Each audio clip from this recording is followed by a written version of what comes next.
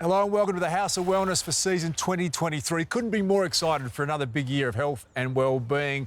Great to be standing alongside the one and only Joe Stanley. Hello, Joe. Awesome to be with you, Darcy, as well. Welcome to Jacqui Felgate. Great to see you, Darcy. Dr. Nick Carr. Hi, all the Darcy. team ready to go for a big year, Joe. Look, it is going to be a big 2023, but 2022 is really good too. Even though a lot of us had a really hard time, some great things came out of it. For starters, one of the biggest world surveys on kindness showed that, in fact, the pandemic made us kinder.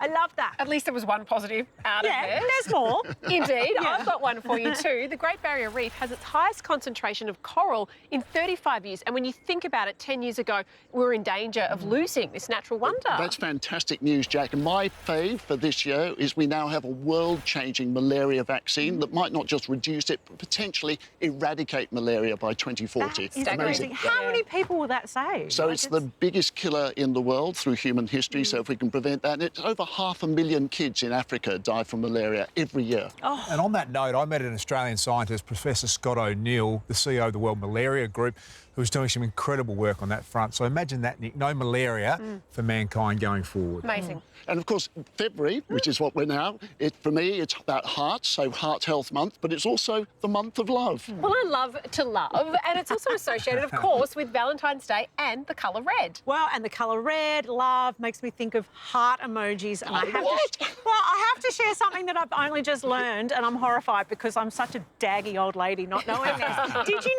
know that all the emojis, like they're different colours, each of the colours signifies something? Oh, so, come of course, a red emoji is for love, but I've only just learned that an orange emoji represents friendship and actually maybe being a little flirty. So I have to apologise if I have sent you an orange emoji. Well, that was awkward. I think you sent one to me, Joe. Well, I can also tell you that yellow is for someone you admire and blue is for someone you trust. Well, that makes sense. And apparently green is not about environmentalism, but it's about someone who's an acquaintance or maybe jealousy. It's like green with envy. Oh, I'm makes confused on the sense. whole thing, but it is Heart Health Month, and we have got some exercises right now to get your heart ticking over. Different types of exercise give us better overall health, but when it comes to the heart, resistance training and aerobic exercise are the most important. Walking, running, swimming, playing tennis, all of these heart-pumping exercises are aerobic. In other words, the breath is moving into the muscles to help burn fuel and move. Why is it good? Because the heart and lungs are working harder than usual, it gets the blood flowing and improves circulation, which then reduces blood pressure and heart rate. For maximum heart health, add resistance training by making your muscles work against another force. It can be lifting weights, or if you're not into the gym, use your own body weight with some standing push-ups. Or if that's all too hard, try a stretch band. Even a stint in the garden, lugging shopping bags to the car, carrying your toddler are all a form of weight training. Try it, and in 8 to 10 weeks, you'll begin to notice a change in your fitness. And remember, it's the combo of both aerobic and resistance training that'll keep your hearts happy. 30 minutes a day, not a whole lot to ask, I would have thought, Joe. I know, but I still some weeks struggle with 30 minutes a day. Well, I It's think hard. if you want to live to 100, which we know is fairly possible these days, you've probably got to put some time back in it. Well, we are actually living longer, and that's because some of us at any rate are exercising more, but it's also about environment and it's also about our genetics. It's pretty amazing when you think about it. There are 600,000 centenarians right around the world at the moment, and by 2050, they reckon that number will reach 3.7 million. Wow, that is amazing. I have to say I was really lucky. I had 3 of my 4 grandparents made it into their 90s. What about you, Darcy? Nana Das was 95, and we just lost my beautiful Nana Joyce before Christmas. She was 95 as well. So some good genes there, Joe. But there's another wonderful story we want to talk about, and that's about one of my favourite beasts, the cow. I love cows. Change of gear, Nick. Very random. Tell us about cows. Well, because all of that burping and farting, all that methane is really not good for the atmosphere. So now we have some fantastic scientists that have produced environmentally friendly cows. The ideal cow, from a farmer's perspective, is one that converts feed into milk in a very efficient way. She's always healthy, she gets in calf, because of course cows have to have a baby every year to be able to produce milk. It actually so happens that breeding for a lot of these traits is also a great thing for the environment as well. We want the cows that are able to convert feed into milk most efficiently, and we also want the ones that are able to produce less methane per unit of milk produced. So it's actually kind of a win-win situation. We match the records that farmers keep with DNA, and we get the DNA mainly from tail hairs that we take from the cows, and we extract the DNA from that. And using the genomic technology, we're actually able to work out which cows are the most efficient converters of feed into milk. We're also able to measure individual methane emissions as well, which is a much more challenging thing to do. But that kind of data is incredibly valuable for us to tackle this problem of reducing emissions and being able to reduce the ruminant contribution to global warming. So anything that we can do to help the environment is music to my ears.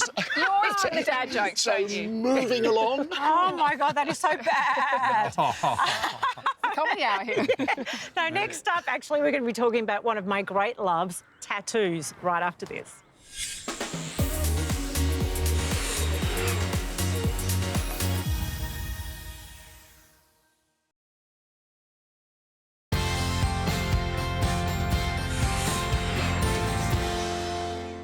Beautiful setting today at Como Gardens here, Joe, and there's a lot of research into how well-being and health is attached to being in nature. Absolutely. I read that if you live within 300 metres of a green space, it's good for your body. Is that right? You're spot on, Joe. We know that green spaces are good for physical and mental health. Some of it's about air pollutants, which do increase the risk of stroke, and being within 300 metres of a green space like this reduces your stroke risk by 16%. So green is the go. Well, I've always said the person I've most wanted to interview in my whole life is David Attenborough. Oh. He spent his entire career outside in green spaces, and he's a picture of health at 96.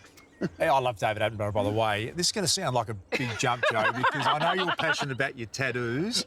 I'm not sure David Attenborough's got a tattoo, but if he was to get one, what do you think? Well, how do you know he doesn't already? He might have a little love heart on his bum. I think he'd have a Dolphin little, on his arm or something. or a little penguin or something. Yeah, exactly. I bet he does. That feels like a trend that's here to stay, Joe. You don't see too many millennials without a tattoo these days. Well, I'm not a millennial, but I do have tattoos myself. I'm mad for the artistry of it, because when you see a tattoo artist, they usually have been amazing on the page, and then they're doing it on a canvas that moves. Extraordinary, right?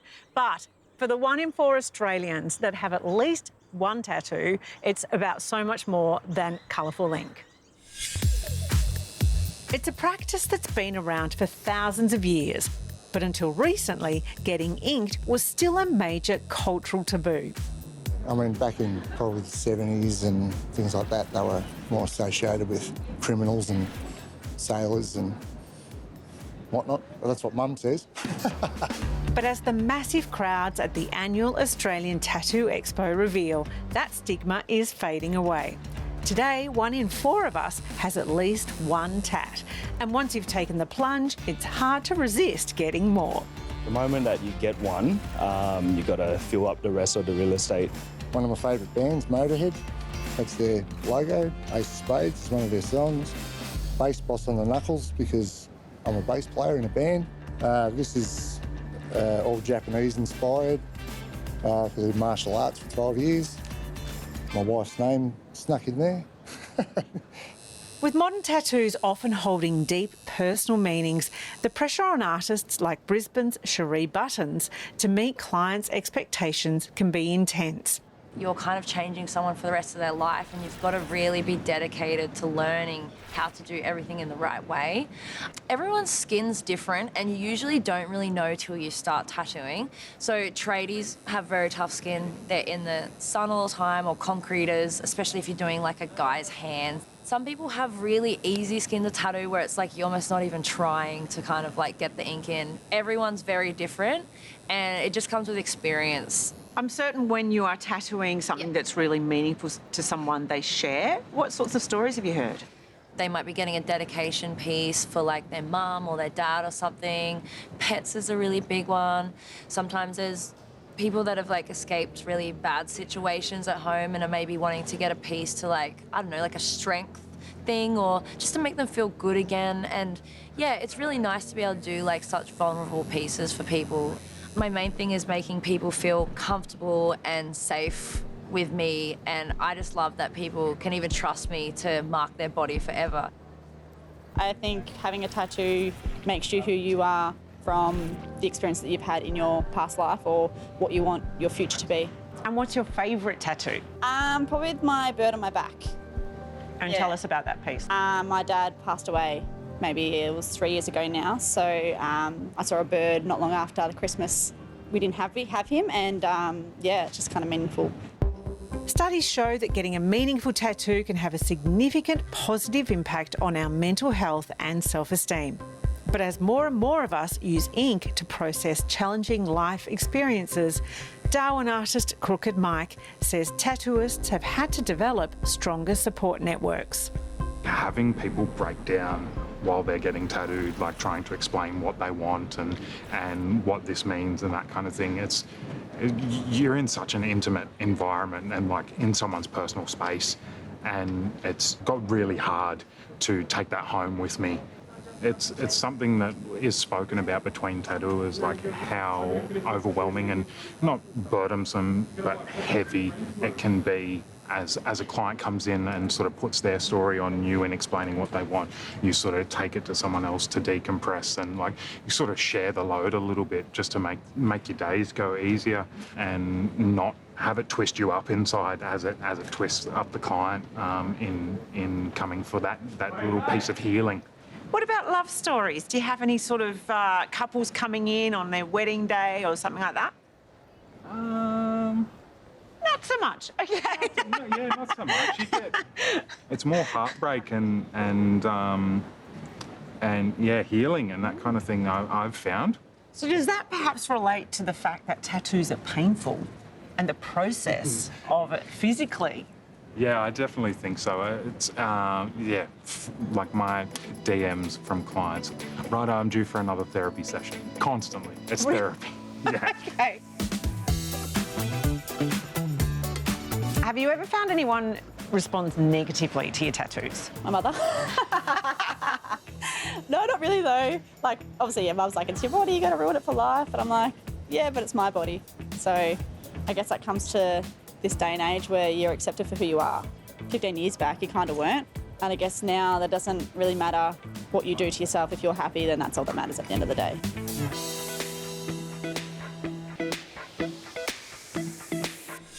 So tattoos do produce a rush of adrenaline and those feel-good brain chemicals, endorphins, so maybe that's why they're so addictive, Jo. I have to tell you, you come out of a tattoo and you feel like you can do anything. I do not feel that way about tattoos, as you can probably tell. But let me tell you about the Guinness World Record holder, Giovanni Vassallo. He's Italian. 61 hours and 37 minutes getting inked. That's 2 straight days and nights. In a row? Yes. No breaks? No break. I have to tell you, that is extraordinary stamina, because your body kind of goes into this weird shock as you feel the pain. Painful? Yeah, it's very painful. So that's extraordinary. Well done, Giovanni. Why would you want to do that? But, we're talking about the beauty of green spaces like we're in now and their benefit for health. But what about blue spaces, Nick? Oceans and rivers, do they have the same effect? Yeah, really good point, Darcy. And there's actually a study which showed that if you expose kids to blue spaces, it has health benefits as an adult. And it's not just about getting wet, it's all about the other sensory qualities. It's about the shimmering lights, the sound of the waves, those colours. That's it, Nick. Take me back to the beach.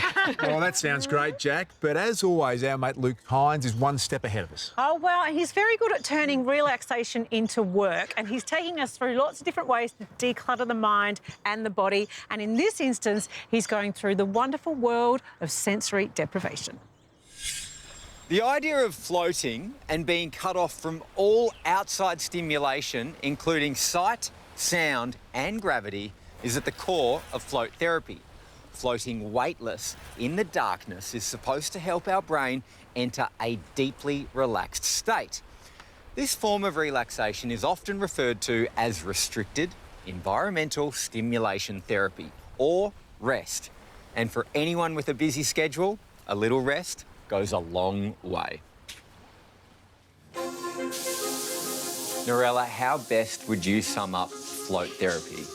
If I was to list the benefits, I'd be here all day, but the main ones I would say is reduces stress and anxiety, it helps with pain relief, It improves your sleep quality, and it also has amazing skin benefits.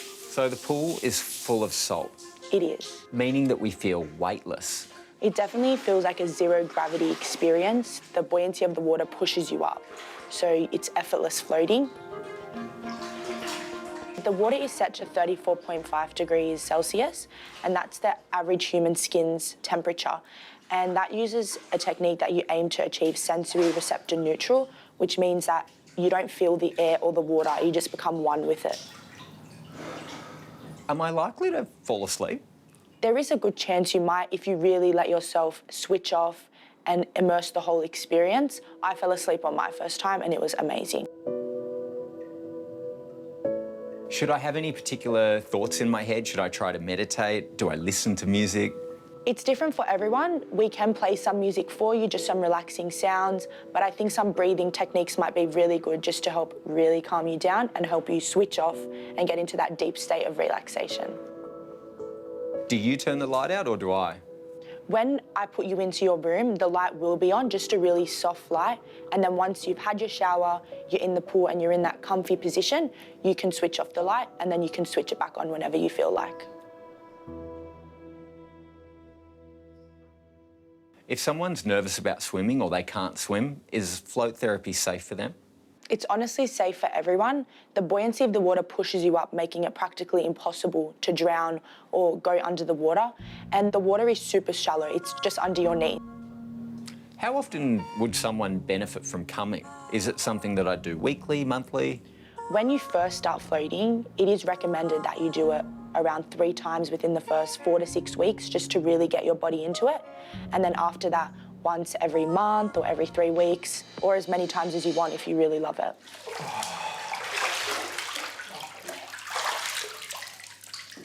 If you're someone who really struggles to relax, I mean completely switch off, float therapy is for you. The minute you get into the water, the combination of the salt making you feel weightless, the silence, the earplugs, and when it's completely dark, you have no other option but for your entire mind and body to simply let go.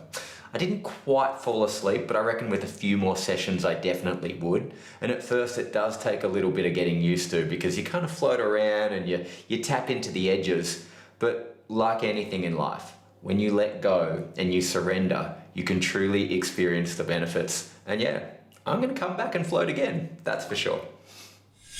Okay, I don't know about Hinesy, but there is no way I would be getting in anywhere small, anywhere dark. That's a hard no. I'm claustrophobic as it is. I don't even like going in a lift. I love the flotation tape, Joe. I haven't done it for a long while, but that makes me want to get back in and do it again. Yeah, I have got a gift voucher that has been sitting on my desk for about a long time. 2 years, and I keep going, I should do that. I love the idea of shutting out the world. That sounds nice. Yeah. So we do know that high levels of stress, anxiety are really bad for the heart, and there's evidence that flotation therapy reduces blood pressure, reduces anxiety, and that's got to be good for the heart. Well, after this, you and I are going to take a look at the science behind a broken heart. Yes, it's a real thing.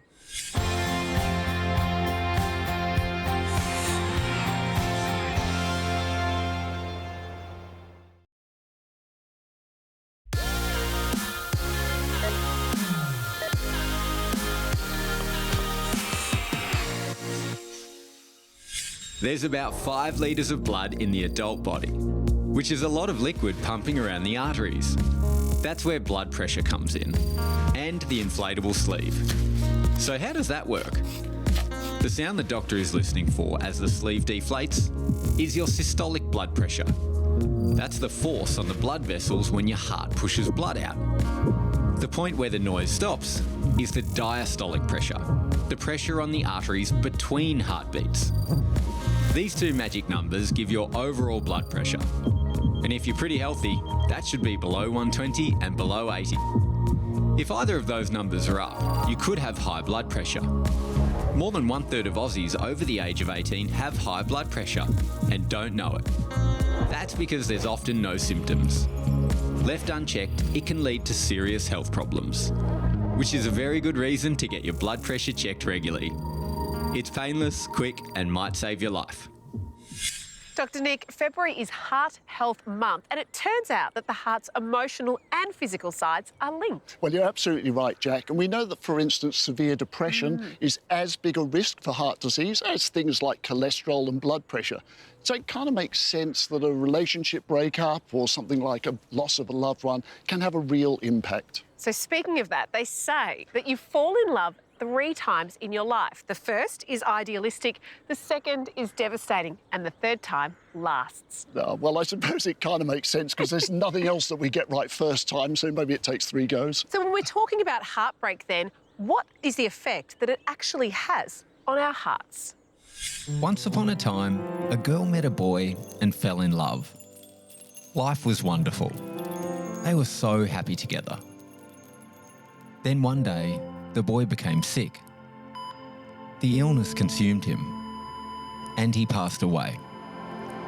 A month later, the grieving girl died too, of a broken heart. It's a sad fairy tale, but broken heart syndrome is real. Severe emotional or physical stress can trigger it. And while this fairy tale has a sad ending, most people do recover from broken heart syndrome. Oh, Dr. Nick, what a poignant little story. And traditionally, at this time of year, there are a lot of breakups. In fact, in the legal fraternity, January is dubbed divorce month because people wait until the holidays are over to separate. Well, there was actually a big spike in breakups all through the pandemic. But we know that heartbreak, whatever the reason, has a real toll to take on the human condition. And it turns out that a broken heart is all too real. The condition has several names: broken heart syndrome, stress heart syndrome, stress cardiomyopathy, but its classic medical name is Takotsubo cardiomyopathy. And Takotsubo turns out to be a special octopus fishing pot that's used in Japan. And this pot has quite a narrow neck and a wide base. So the octopus can come in through this narrow neck and then it gets trapped in this wide base. That appearance is classically what we see in the main pumping chamber of the heart in people with broken heart syndrome or Takotsubo cardiomyopathy. Normally the whole heart will squeeze down. And in this condition, only the base of the heart, where the blood is sort of entering and leaving, is contracting normally, and the whole apex of the heart, just rather than squeezing in as it should, it balloons out like this Takotsubo pot. There are 3 or 4 classic triggers of this: stressful events, and they may be psychological stress, such as a major argument or death of a loved one, or physical stress, such as a major medical condition, cancer, infection. I've even seen heart attack secondarily cause a broken heart syndrome due to the physical and mental stress of that. About 80% of people with broken heart syndrome are female, being over the age of 50, and also underlying mental health disorders such as depression and anxiety. These are all known risk factors for broken heart syndrome. The ways we diagnose it are by imaging and looking for that classical appearance of the ballooning of the heart, that Takotsubo pot, and then we'll go on to do an angiogram, which is the way we check the arteries of the heart. So in a heart attack, what happens is there's acute blockages of one of the arteries of the heart that causes a death of heart muscle. In this broken heart syndrome, there is no blockage, so we see that the arteries are open without any major problem. A lot of studies are going on trying to understand the mechanism, the biology of this. By understanding the biology, we'll be able to get to specific cures and treatments and blocking specific stress pathways. A lot of research is going on about how to best treat it acutely. So in hospital, are those therapies that we use to treat heart attack, are they the right ones for this condition? Can we do better? And then how to avoid recurrence and help people recover well, reducing stress, cognitive behavioural therapy, exercise, what's the role of alcohol and things like that, all needs to be worked out. So those 3 big areas, the cause, in-hospital treatment and recovery, are really where the focus is in research. So the main takeaway is that most people recover from broken heart syndrome given time. Oh, but also that it can be triggered by happy stress. Yeah, Happy stress? What's happy stress? I know it sounds a little bit weird, doesn't it? But broken heart syndrome has actually been triggered by things like winning the lottery, getting a job, or even, for someone, a surprise party. Well, what makes me happy is makeup and looking great. And up next, Jade's here to get us fresh face for the new year. And Nick, you're going to show us some muscle, I believe? Yeah, not too much of mine, I'm afraid. There aren't much to show. But I'll be talking about what's actually 8 muscles in one. That'll be coming up after this.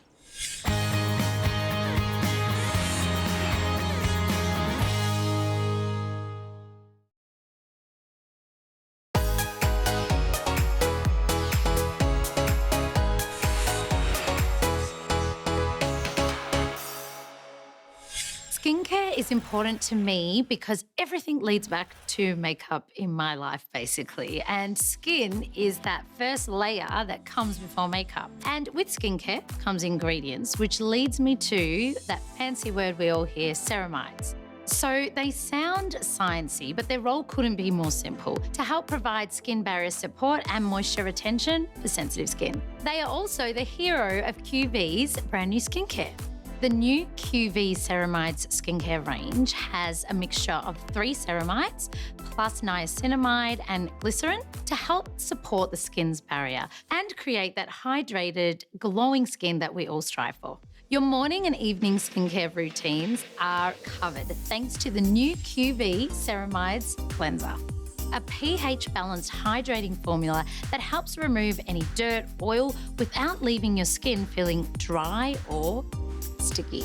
The moisturising lotion, great for under makeup, super lightweight formula and hydrating for up to 24 hours. And finally, the moisturising cream, rich and deeply hydrating with a triple moisturising formulation, giving your skin a glorious glow.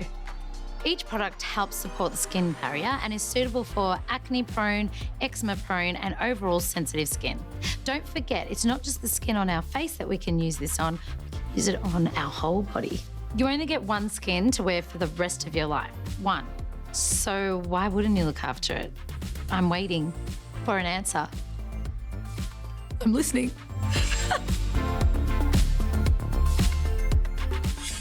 Thanks, Jade, getting us back to basics for good skincare there. Now, I have to confess something. I have basically spent the entire summer doing nothing but eating. Lots of beautiful seafood, tropical fruits, red berries. I mean, I didn't go away. I just sat at my dinner table, basically. Eating is one of all of our favourite things to do, right? We talk about it a lot on the show, but I think there's nothing better than when you're on holidays. Food just tastes better. Do you know what? That takes me straight to Hawaii, the island of Maui, and a restaurant called Mama's Fish House. Someone said, you've got to go and try it. It's a family of fishermen and women, catch it fresh out of the ocean. Had this seafood curry. I dream of that meal all the time. It just stays with you, those sort of things. I love that. Well, talking about eating and travelling, do you know the world's first hot air balloon restaurant has lifted off? Quite literally, in the Netherlands. And I love this. The chef cooks this gourmet meal using the same flame as what's holding the balloon up. Amazing. It is extraordinary. Would you eat that? No chance at all. The idea of a hot air balloon, I've got no interest, let alone someone cooking lobster off the flame. I know. In the basket. It's like, so there's a duck confit, there's a lobster with passion fruit, there's a royal sea bass with bouillabaisse on the 3-course menu, which does sound lovely, but I would much prefer it on the ground. Not for me. When it comes to the 5 senses, taste and eating has to be right up there. And so here's Dr. Nick now talking about the muscle that gives our lives flavour. What's the only muscle in the body that's attached at one end, the other end free? I had to think really carefully when this trivia question came up the other day, and then I realised, of course, it's the tongue. Now, the tongue is not one muscle, but 8 intertwined, which is what makes it flexible, so you can twist the tip up so you can reach that bit of food stuck, just there. As well as being needed to eat and talk, our tongue, of course, helps us taste, with over 8,000 taste buds on average. But the exact number varies hugely, which is why some people can become, say, an expert wine judge, whereas others, like me, have trouble telling a Pinot from a Pepsi. 2 other incredible taste bud facts. They have a lifespan of only 2 weeks, so every month they're renewed twice over. And they only work in the presence of moisture, in this case, saliva. I mean, try putting a piece of lemon on your really dry tongue. You won't taste a thing. The tongue also registers hot and cold by releasing proteins, and there are some foods which release these same proteins even though they may be at normal temperature. So chilies, pepper and mustard activate TRPV1, which feel hot, whereas menthol, eucalyptus and mint activate TRPM8, which feel cool like, say, ice cream. So there, trot that lot out at your next trivia night. Now, being the competitive beast that we are, people vie for whose tongue is the biggest. And guess who wins? Yes, the Americans, with both the longest at over 10 centimetres and the fattest, owned by a guy wonderfully named Dante Barnes. And his tongue is truly infernal, being the size of a ping-pong ball. Apparently, his girlfriend thinks it's disgusting, which shows that she, at least, has good taste. Now, if you want to get a bigger tongue, one way to do it is to put on weight, because it's not just your belly that will expand, but your tongue can store extra fat too. So this is important if you suffer from things like sleep apnea or snoring, because if you lose a bit of weight, your tongue will shrink and it's less likely to block your airway. And a final weird thing about your tongue is that, like your fingerprint, it's unique to you. So maybe one day you won't unlock your device with Touch ID, but with a quick lick.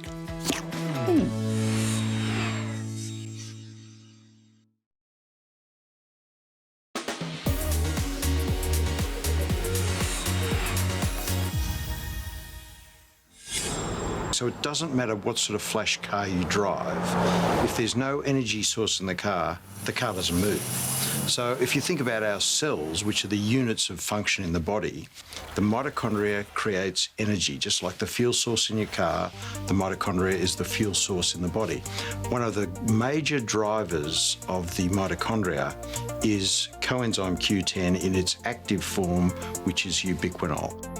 A fat-soluble antioxidant found naturally in every cell, ubiquinol acts as the spark plug our bodies need for energy production. It also has a role in supporting heart health, male fertility, and healthy cholesterol.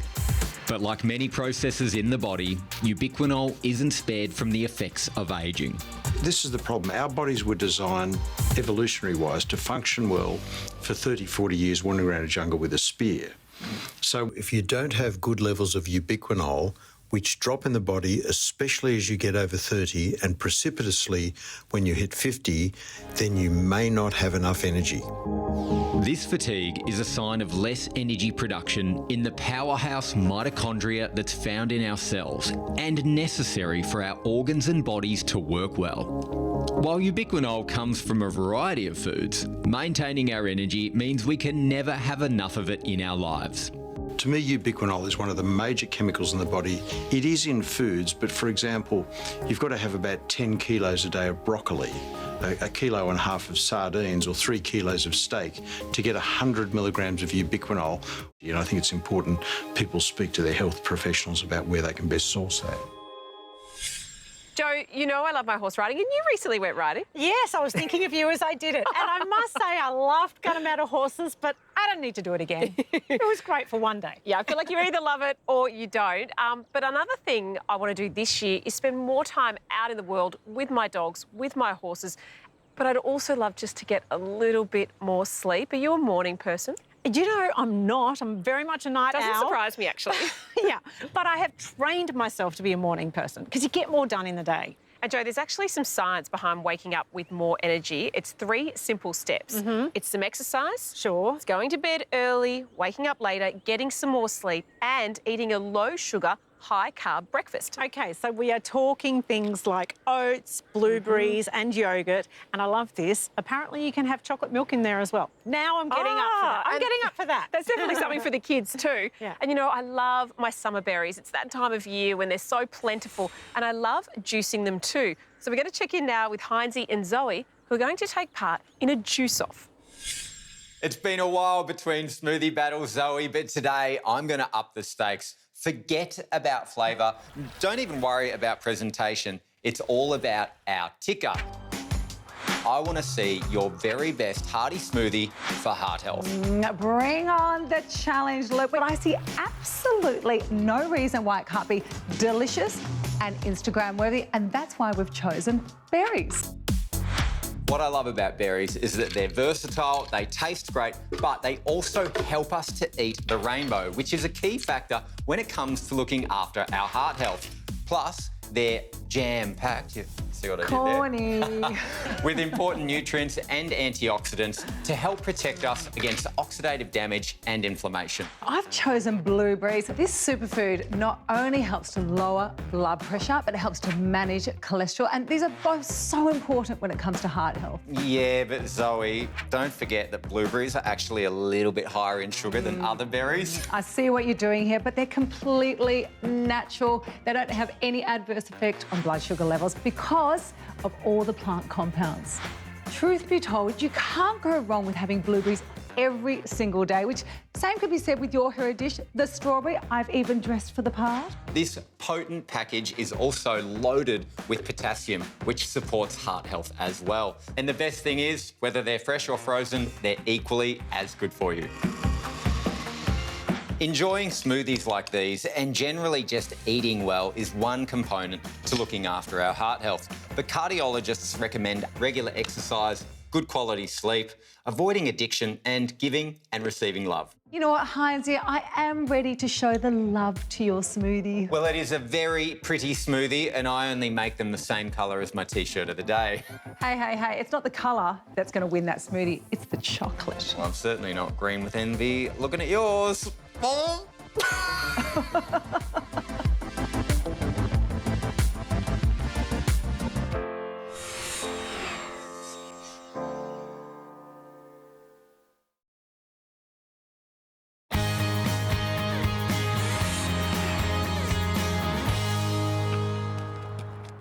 Sunday, 19th of March, is Victoria's favourite fun run, the annual Run for the Kids, which is all about raising money for the Royal Children's Hospital. It certainly is, Jo, and this is the gorgeous face of this year's event. It's Rafi Verrocchi, and we're so happy to say that he's made a full recovery from leukaemia. That is great news, and Mario Tosconi has got the Chemist Warehouse Run Club absolutely flying. They are fit. I've seen them. They're training like Olympians, those guys, and they've got some serious weight behind them. They do, and the Run for the Kids is such a special event. I've actually done it a number of times, and one of the highlights is when you get up to the Royal Children's Hospital there, you run past, half the hospital comes out, you've got all the kids there who are undergoing so much. They come out and they wave to you as you run past, and the event has raised over $20 million since it began in 2006. And it's all part of the Royal Children's Hospital's Good Friday appeal, and it's so important because it raises money for research, education, new equipment and the treatment of the kids.